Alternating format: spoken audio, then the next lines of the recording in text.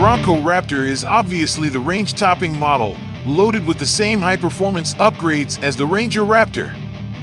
Ford bills it as the desert-racing, rock-crawling, most powerful street-legal Bronco ever built, which means the expectations are high.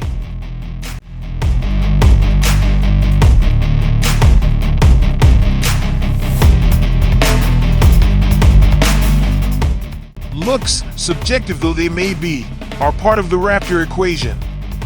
On the outside, that means insane fender flares, beadlock look wheels, beadlock capable wheels are optional, fender vents, optional graphics, and a functional heat extractor on the hood. It also means a Ford grille design, just like the F-150 Raptor, instead of the traditional Bronco grille. The width and stance are imposing, and the Bronco Raptor dwarfs non-Raptor Broncos, almost comically so.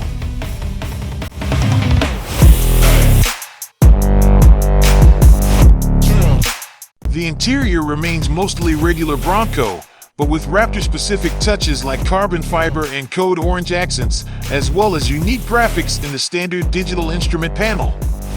Despite all the cool graphics and the useful Sync 4 infotainment system with physical controls and wireless Apple CarPlay and Android Auto, the most important thing during my drive was the code orange 12 o'clock stripe on the steering wheel, which helped me keep the front wheels pointed in the correct direction when following the spotter's directions.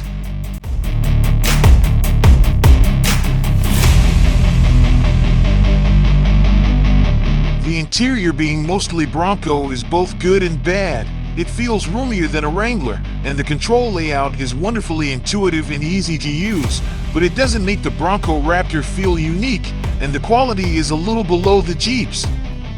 There are also convenient grab handles, especially useful during high-speed off-roading.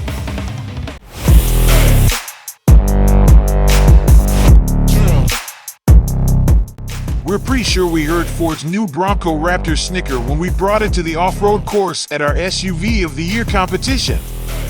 Said course is set up to test the abilities of the average SUV, but when it comes to off-roading, there's nothing average about the Raptor. Ford Performance didn't play around when it Raptorized the Bronco. It stiffened the body, enlarged the engine, supersized the tires, and fortified the suspension, including a massive increase of 9.8 inches in track, bringing it within an inch of the girth of a Hummer H1. All the important numbers, horsepower, torque, ground clearance, suspension travel, and approach, breakover, and departure angles read less like a spec sheet and more like a wish list. So, yes, our off-road course barely tickled the Raptor's extreme capabilities. No question, the Bronco Raptor was the most capable off-roader at this year's SUV competition. As digital director Eric Johnson put it, performance of intended function, one of our 6 OTY criteria, is off the freaking charts. This is just a pure, unvarnished ass-kicking machine. Associate editor Alex Lentz added, it's precision engineered to enable tomfoolery.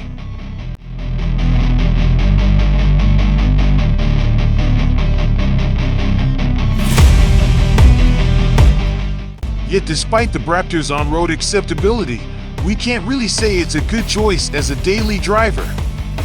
For one thing, its massive width makes it a real pain in the tailgate to wield.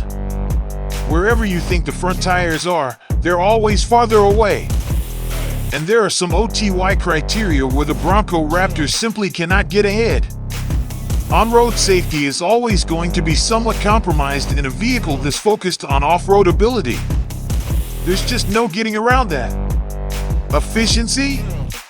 The Bronco Raptor's 15 miles per gallon EPA combined rating is maybe higher than you might think, but it's still 15 miles per gallon. Value? If you're a hardcore off-roader planning to build your ultimate go-anywhere machine, then we don't have to explain why our Raptor's $81,085 as tested price is a bargain, but to anyone else, we probably can't explain. Also, good luck getting your mother-in-law into the back seat for the ride to her Saturday canasta game.